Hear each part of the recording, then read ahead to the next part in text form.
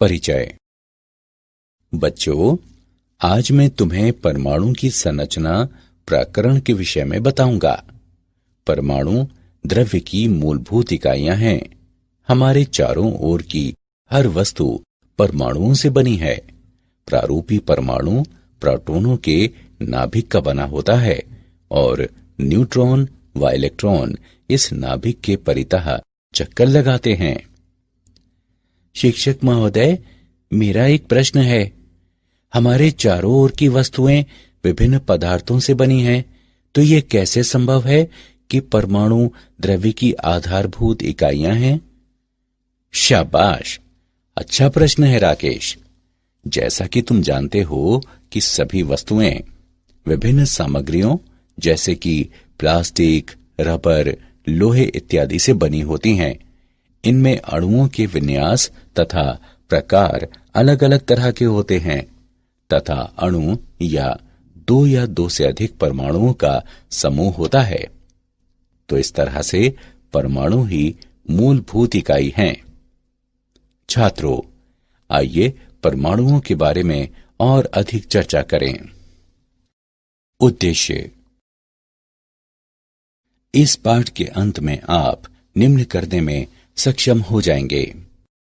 परमाणु के Thompson model को जानना, अल्फा कणों के प्रकीर्णन के प्रयोग का वर्णन करना, अल्फा कणों के प्रकीर्णन के प्रयोग को समझना, रदरफोर्ड के परमाणु मॉडल का वर्णन करना, इलेक्ट्रॉन की कक्षा को परिभाषित करना, परमाणुवीय स्पेक्ट्रम का विश्लेषण करना, हाइड्रोजन परमाणु के बोर मॉडल की विवेचना करना, हाइड्रोजन परमाणु के ऊर्जा स्तरों के बारे में जानना, हाइड्रोजन परमाणु के लाइन स्पेक्ट्रम का विश्लेषण करना, बोर के द्वितीय अभिगृहित का दे ब्रॉगली के स्पष्टीकरण के बारे में जानना।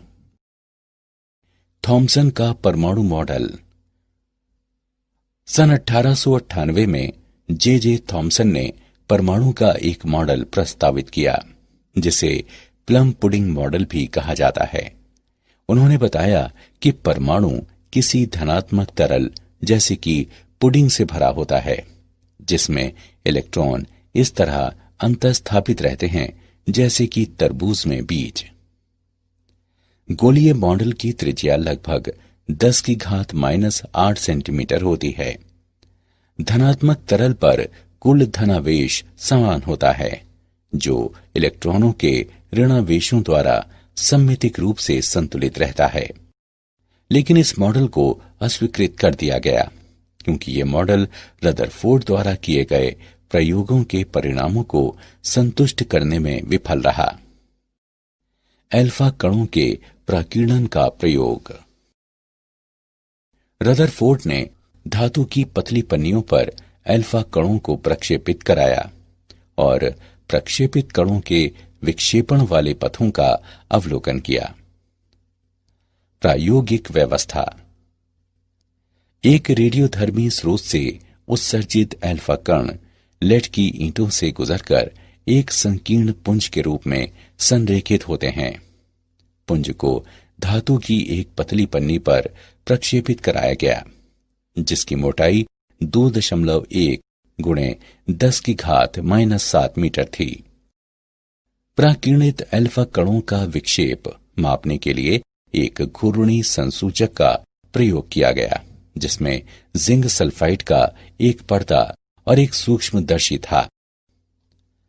प्रेक्षण। अधिकांश अल्फा कण धातु की पन्नी से इस तरह सीधे गुजर जाते हैं जैसे वे रिक्त स्थान में गए हों। आपतित कणों में से केवल 0.14% ही 1 डिग्री से अधिक प्रकीर्णित होते हैं।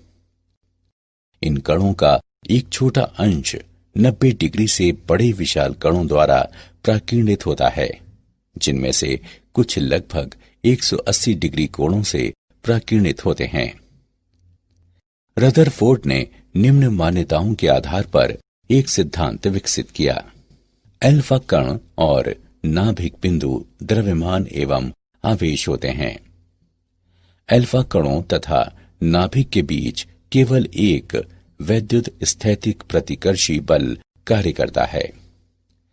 अल्फा कणों की तुलना में नाभिक इतना भारी होता है कि ये उनकी अन्योन्य क्रिया के दौरान गति नहीं करता। अल्फा कणों का प्रक्षेप पथ। क्योंकि वैद्युत स्थैतिक बल 1/r वर्ग विचलित होता है, अल्फा कणों का प्रक्षेप पथ अति परवलयी होता है, जहां r अल्फा कण और नाभिक के बीच तात्क्षणिक पृथक्कन है। नाभिक तथा अल्फा कण की गति की आरंभिक रेखा के बीच की अभिलंबवत दूरी संघट्ट प्राचल कहलाती है।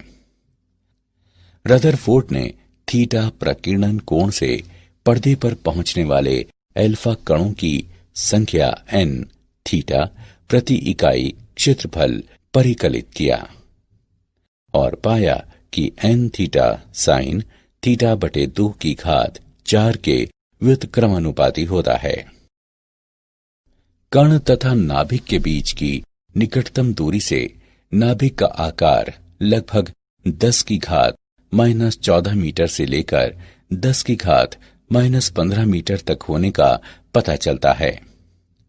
परमाणु से संबंधित कोई इलेक्ट्रॉन नाभिक के बाहर आपेक्षिक बड़े आयतन वाले माने गए। परमाणु में बड़ा खाली स्थान होने के कारण अधिकांश अल्फा कण पतली पन्नी से बिना विक्षेपित हुए निकल गए। रदरफोर्ड का परमाणु मॉडल। रदरफोर्ड के प्राकीर्णन के प्रयोग ने नाभिकीय परमाणु मॉडल को जन्म दिया। इसकी मुख्य विशेषताएं निम्न हैं।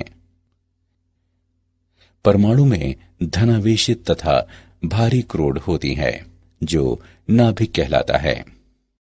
परमाणु के आकार की तुलना में नाभिक बहुत ही कम स्थान घेरता है। नाभिक कई इलेक्ट्रॉनों से घिरा रहता है, जिससे परमाणु विद्युतिक रूप से उदासीन हो जाता है। इलेक्ट्रॉनों को नाभिक की ओर विद्युत बल आकर्षित करता है, जिसके विरुद्ध अपने स्थानों पर बने रहने के लिए वे नाभिक के परितः कक्षाओं में चक्कर लगाते हैं। इलेक्ट्रॉन की कक्षाएं। रदरफोर्ड के परमाणु के नाभिकीय मॉडल ने परमाणु को एक वैद्युतिक उदासीन गोले के रूप में चित्रित किया, जिसमें केंद्र में एक अत्यंत छोटा, भारी और धनावेशित नाभिक होता है, जो अपनी गतिशील रूप से स्थिर कक्षाओं में घूमते इलेक्ट्रॉनों से घिरा होता है। घूमते इलेक्ट्रॉनों तथा नाभिक के बीच आकर्षण का वैद्युत स्थैतिक बल इलेक्ट्रॉनों को उनकी कक्षाओं में बनाए रखने के लिए अपेक्षित अभिकेंद्रीय बल प्रदान करता है। Fe बराबर Fc। उनके संबंधित मानों को प्रतिस्थापित करने पर हम पाते हैं कि mv वर्ग गुणे r बराबर है 1/4 पाई एप्सिलॉन नॉट e वर्ग बटे r वर्ग। हम इस समीकरण को निम्नवत भी लिख सकते हैं। r बराबर e वर्ग बटे 4 पाई एप्सिलॉन नॉट mv वर्ग। हाइड्रोजन परमाणु में इलेक्ट्रॉन की गतिज ऊर्जा एवं वैद्युत स्थैतिक स्थितिज ऊर्जा निम्नानुसार व्यक्त है। K बराबर 1/2 mv वर्ग बराबर E वर्ग बटे 8 पाई एप्सिलॉन नॉट r तथा U बराबर -E वर्ग बटे 4 पाई एप्सिलॉन नॉट r। अतः एक हाइड्रोजन परमाणु में इलेक्ट्रॉन की कुल ऊर्जा निम्न होगी। E बराबर K प्लस U, जो -E वर्ग बटे 8 पाई एप्सिलॉन नॉट r के बराबर है। इलेक्ट्रॉन की कुल ऊर्जा ऋणात्मक है। इसका अर्थ है कि इलेक्ट्रॉन नाभिक से बंधा है। परमाणुवीय स्पेक्ट्रम। हाइड्रोजन जैसी गैस से भरी निर्वातित कांच नलिका में स्थित दो इलेक्ट्रोडों के मध्य पर्याप्त उच्च विभवांतर प्रयुक्त करके विद्युत चुम्बकीय विकिरण उत्सर्जित किया जा सकता है। यदि उत्सर्जित रेखाओं का विश्लेषण किया जाए तो विविक्त रेखाओं की श्रृंखला देखी जाती है, जिसमें प्रत्येक रेखा एक विशिष्ट तरंग दैर्ध्य के संगत होती है। काली पृष्ठभूमि में चमकीली रेखाओं की ऐसी श्रृंखला उत्सर्जन रैखिक स्पेक्ट्रम कहलाती है। जब किसी गैस से श्वेत प्रकाश गुजरता है तो पारगत प्रकाश में कुछ काली रेखाएं होती हैं। ये काली रेखाएं गैस की सामग्री का अवशोषक रैखिक स्पेक्ट्रम कहलाती हैं। दृश्य क्षेत्र में रेखाओं का समूह बामर श्रेणी कहलाता है। ये रेखाएं निम्न समीकरण द्वारा वर्णित की जा सकती हैं। 1/λ बराबर r 1/2 वर्ग माइनस 1/n वर्ग। यहां n के मान 3, 4, 5 व इसी प्रकार अन्य हो सकते हैं तथा r रिडबर्ग नियतांक है, जिसका मान 1.097332 गुणे 10⁻7 प्रति मीटर होता है। दृश्य क्षेत्र के बाहर स्थित रेखाओं की अन्य श्रेणियां निम्न हैं। लाइमैन श्रेणी, जो निम्न रूप में व्यक्त है। 1/λ बराबर r 1/1 वर्ग माइनस 1/n वर्ग। यहां n के मान 2, 3, 4, 5 व इसी प्रकार अन्य हो सकते हैं। पाशन श्रेणी, जो निम्न रूप में व्यक्त है। 1/λ बराबर r 1/3 वर्ग माइनस 1/n वर्ग। यहां n के मान 4, 5, 6, 7 व इसी प्रकार अन्य हो सकते हैं। ब्रैकेट श्रेणी, जो निम्न रूप में व्यक्त है। 1/λ बराबर r 1/4 वर्ग माइनस 1/n वर्ग।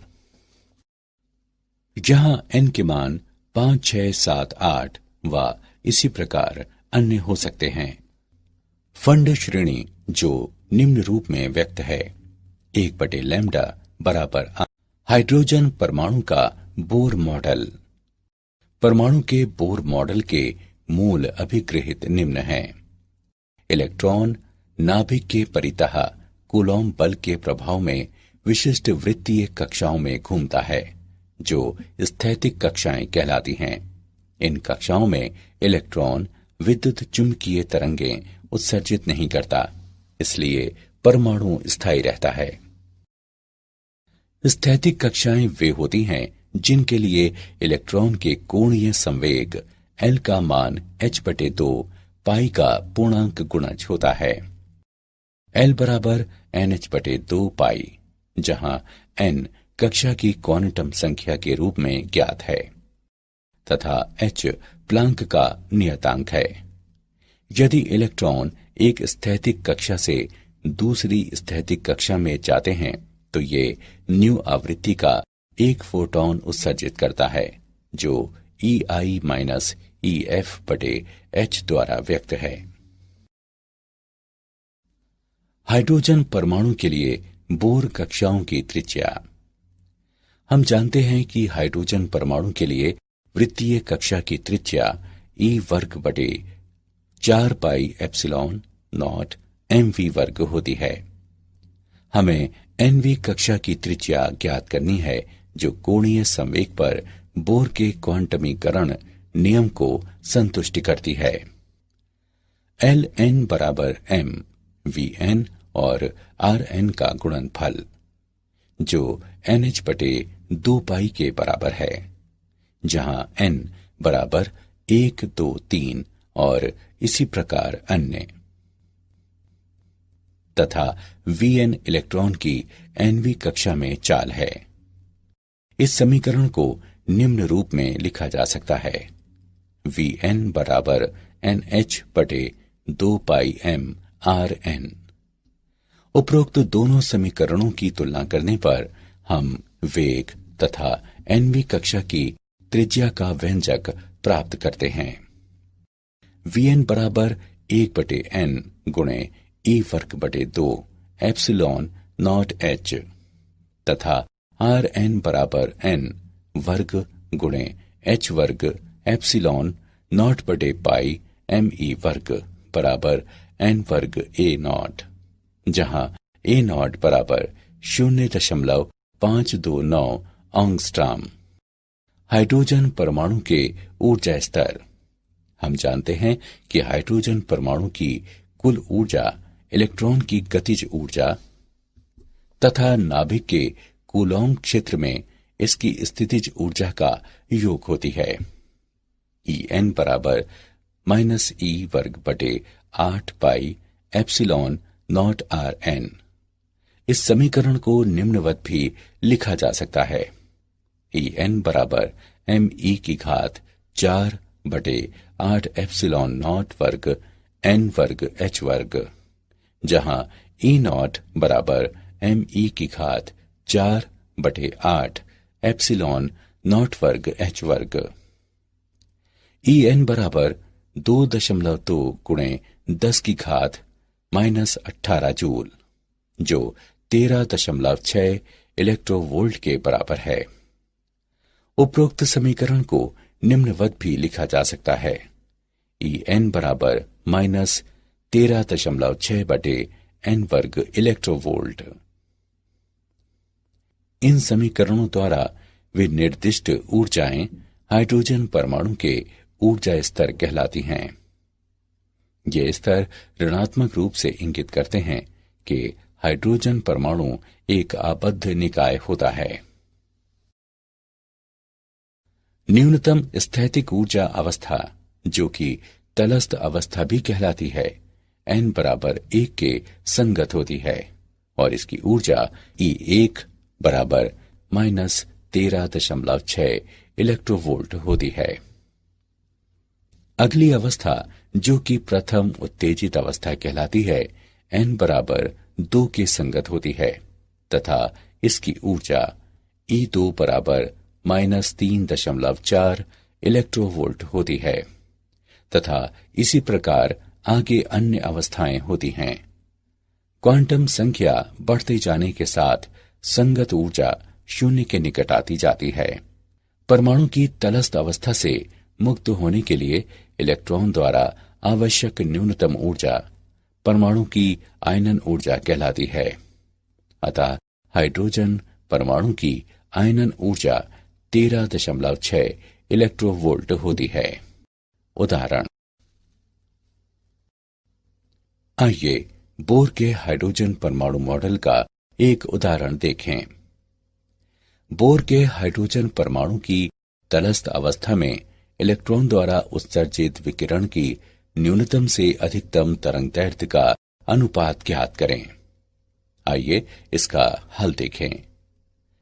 इलेक्ट्रॉन दो ऊर्जा स्तरों n1 और n2 के बीच पारगमन के संगत विकिरण ऊर्जा 13.6 गुणे 1/n1 वर्ग माइनस 1/n2 वर्ग इलेक्ट्रोवोल्ट होगी। E न्यूनतम है जहां n1 बराबर 1 और n2 बराबर 2। E न्यूनतम बराबर है 13.6 गुणे 3/4 इलेक्ट्रोवोल्ट। E अधिकतम है जहां n1 बराबर 1 और n2 बराबर अनंत। E अधिकतम बराबर 13.6 इलेक्ट्रोवोल्ट। अब E न्यूनतम एवं E अधिकतम का अनुपात लेने पर हम पाते हैं कि E न्यूनतम बटे E अधिकतम बराबर 3/4 या लैम्डा न्यूनतम बटे लैम्डा अधिकतम बराबर 3/4। अतः बोर के हाइड्रोजन परमाणु की तलस्थ अवस्था में इलेक्ट्रॉन द्वारा उत्सर्जित विकिरण की न्यूनतम से अधिकतम तरंगदैर्ध्य का अनुपात 3:4 होगा। हाइड्रोजन परमाणु का लाइन स्पेक्ट्रम। परमाणुओं के निकाय में सामान्य तापमान पर अधिकांश परमाणु तलस्थ अवस्था में रहते हैं। यदि हाइड्रोजन परमाणुओं के ऐसे निकाय पर श्वेत प्रकाश डाला जाता है तो संक्रमित प्रकाश के विविध तरंग दैर्ध्यों वाले विकिरण नहीं होते। हाइड्रोजन का ये अवशोषण स्पेक्ट्रम लाइमैन श्रेणी के संगत होता है। इलेक्ट्रॉनों द्वारा विकिरण से ऊर्जा अवशोषित करने के पश्चात निम्नतर ऊर्जा अवस्थाओं से उच्चतर ऊर्जा अवस्थाओं में जाने पर अवशोषण स्पेक्ट्रम प्राप्त किया जाता है। अवशोषित विकिरण की आवृत्ति निम्न द्वारा व्यक्त है। h न्यू HL बराबर E उच्च माइनस E निम्न। कमरे के तापमान पर बहुत कम इलेक्ट्रॉन उच्च ऊर्जा अवस्थाओं n बराबर 2 और 3 में होते हैं। विभिन्न ऊर्जा स्तरों में इलेक्ट्रॉनों की संख्या तापक्रम द्वारा निर्धारित की जाती है। उच्चतर तापमान पर हाइड्रोजन के अधिक संख्या में इलेक्ट्रॉन n बराबर 2 स्तर में होते हैं। अवशोषण रेखाओं का तरंगदैर्ध्य उत्सर्जन रेखाओं के समान होता है। उत्सर्जित प्रकाश तथा अवशोषित प्रकाश की आवृत्ति परिकलित करने के लिए इस संबंध का उपयोग किया जाता है। E2 माइनस E1 बराबर h न्यू 12 जो Hc बटे लैम्डा 12 के बराबर है। बोर के क्वांटमीकरण के द्वितीय अभिग्रहित का दे ब्रॉगली द्वारा स्पष्टीकरण। दे ब्रॉगली ने कक्षा में घूमते इलेक्ट्रॉन के कोणीय संवेग पर क्वांटमीकरण प्रतिबंध की व्याख्या प्रस्तुत की। दे ब्रॉगली के अनुसार जब कोई इलेक्ट्रॉन एक परमाणु की स्थैतिक कक्षा में होता है तो ये एक प्रकार की अनुनादी स्थिति में होता है। इलेक्ट्रॉन के तरंग दैर्ध्य पर अनुनादी दशा के लिए आवश्यक होता है कि एक इसकी कक्षा की परिधि पर एक स्थायी तरंग बनाए रखी जाए। अतः इलेक्ट्रॉनों की कक्षा की परिधि में इसके दे ब्रॉगली तरंग दैर्ध्य की एक पूर्णांक संख्या होती है। 2 पाई r बराबर n लैम्डा, जहां n बराबर 1, 2, 3 इत्यादि। m द्रव्यमान तथा v चाल वाले इलेक्ट्रॉन के लिए दे ब्रॉगली तरंग दैर्ध्य h बटे mv होगा। इसे इस रूप में लिखा जा सकता है mvr बराबर nh बटे 2 पाई। ये बोर का कोणीय संवेग क्वांटमीकरण प्रतिबंध है। मूल्यांकन। आगे बढ़ने से पहले आइए देखें कि आपने कितना सीखा। सही विकल्प को उठाकर उसके संगत स्थान पर रखें। क्या आप जानते हैं ब्रह्मांड में परमाणुओं की संख्या लिखने के लिए 10 से 80 शून्य लगाने होंगे। कुछ निश्चित दशाओं में परमाणुओं को 200 प्रकार के अल्पजीवी अवपरमाणविक कणों में विभक्त किया जा सकता है। नाभिक के कण विविध अन्य अतिसूक्ष्म कणों से बने होते हैं जो क्वार्क कहलाते हैं। 1890 के दशक में वैज्ञानिकों का विचार था कि परमाणु बिलियर्ड की गेंदों की तरह ठोस होते हैं और पूर्णतः अविखंडनीय होते हैं। इलेक्ट्रॉन प्रोटॉनों से 1836 गुने छोटे होते हैं, इसलिए इनका भार लगभग नगण्य होता है। सारांश। आइए हमने जो कुछ सीखा है उसे संक्षेप में दोहराएं। कण तथा नाभिक के बीच की निकटतम दूरी से नाभिक का आकार लगभग 10 की घात -14 मीटर से लेकर 10 की घात -15 मीटर तक होने का पता चलता है। परमाणु में धनावेशित तथा भारी क्रोड होती है जो नाभिक कहलाता है। परमाणु के आकार की तुलना में नाभिक बहुत ही कम स्थान घेरता है। नाभिक कई इलेक्ट्रॉनों से घिरा रहता है जिससे परमाणु वैद्युतिक रूप से उदासीन हो जाता है। इलेक्ट्रॉनों को नाभिक की ओर विद्युत बल आकर्षित करता है जिसके विरुद्ध अपने स्थानों पर बने रहने के लिए वे नाभिक के परितः कक्षाओं में चक्कर लगाते हैं। जब किसी गैस से श्वेत प्रकाश गुजरता है तो पारगत प्रकाश में कुछ काली रेखाएं होती हैं। ये काली रेखाएं गैस की सामग्री का अवशोषण रैखिक स्पेक्ट्रम कहलाती हैं।